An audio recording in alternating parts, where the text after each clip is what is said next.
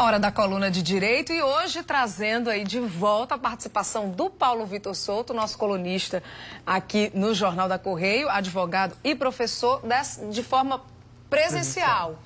1 ano e meio ele participando aqui do JC de Casa, hoje está aqui de volta com a gente, né? E nesse momento de pandemia que ainda a gente vive, né?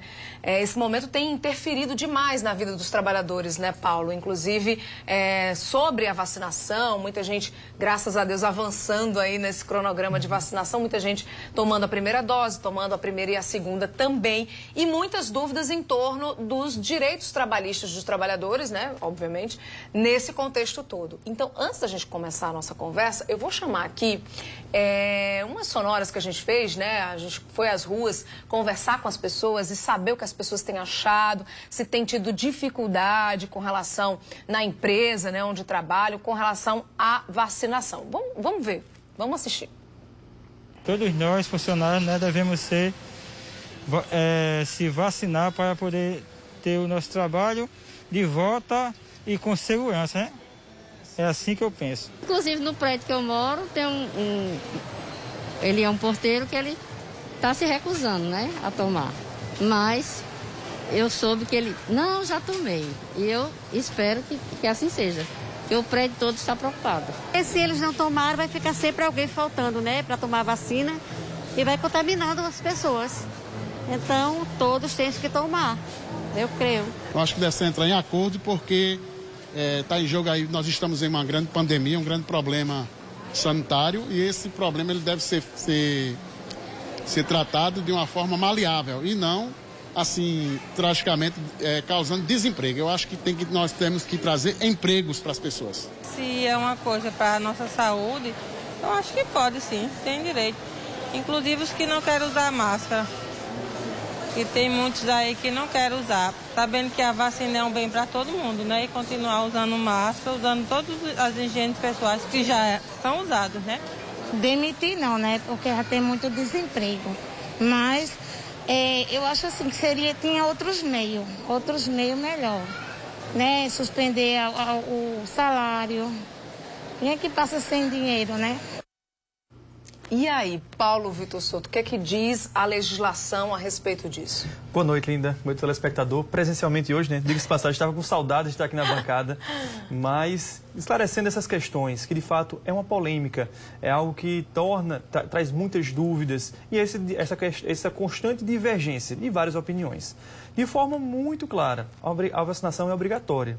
Isso não significa que o empregador pode obrigar, coagir, levar à força um empregado ou qualquer pessoa para tomar a vacina. Isso não pode existir.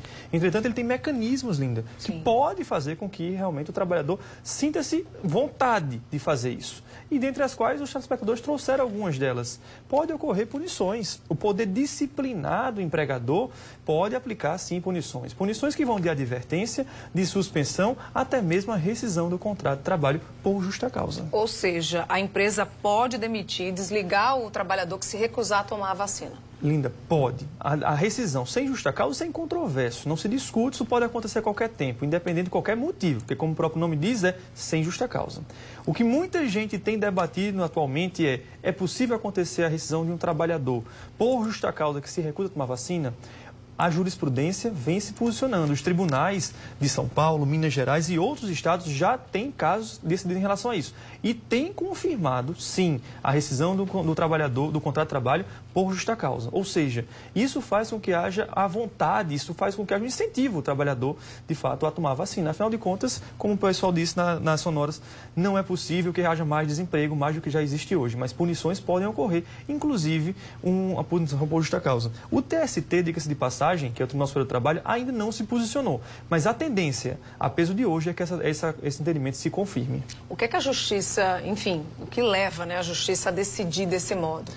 É uma conjunção de fatores, mas os telespectadores também trouxeram essa resposta de um modo indireto. Afinal de contas, quando uma pessoa não está imunizada, pode colocar em xeque, pode colocar em risco todo o ambiente de trabalho. E não apenas o ambiente de trabalho, mas também os clientes que lá frequentam, as próprias pessoas que estão na empresa, que passam de maneira esporádica e, de um modo ou de outro, pode vir a fechar uma empresa, temporariamente, porque uma pessoa contrai o Covid e o isolamento ainda é necessário quando a pessoa contrai o Covid. Então, por essa razão, afinal de contas, você precisa precisa ter uma imunidade completa em todo o ambiente, a jurisprudência vem entendendo isso. Além de que já foi decidido, através de legislação, que a vacinação é obrigatória, tem que acontecer. Repito, não de maneira cogente, forçosa, né? Levando a pessoa à força, mas através de mecanismos de incentivo a fazer isso. Ô Paulo, e o dia da vacinação, por exemplo, ele deve ser descontado do trabalhador? Tem muita gente que toma vacina, acaba tendo reação, não vai para o trabalho depois. Enfim, como é que fica essa situação? Linda, como eu sempre recomendo aqui nas nossas colunas, o bom senso é sempre bom ser utilizado. É uma flexibilidade. O momento em que o trabalhador tem que se ausentar para ir tomar a vacina, sim, deve ser abonado, não deve ser descontado. Mas isso não significa que o trabalhador deve se ausentar o dia inteiro do trabalho. Só aquele momento que ele vai tomar a vacina e retorna. Às vezes a vacinação demora um pouco e o empregador tem que ter a compreensão disso.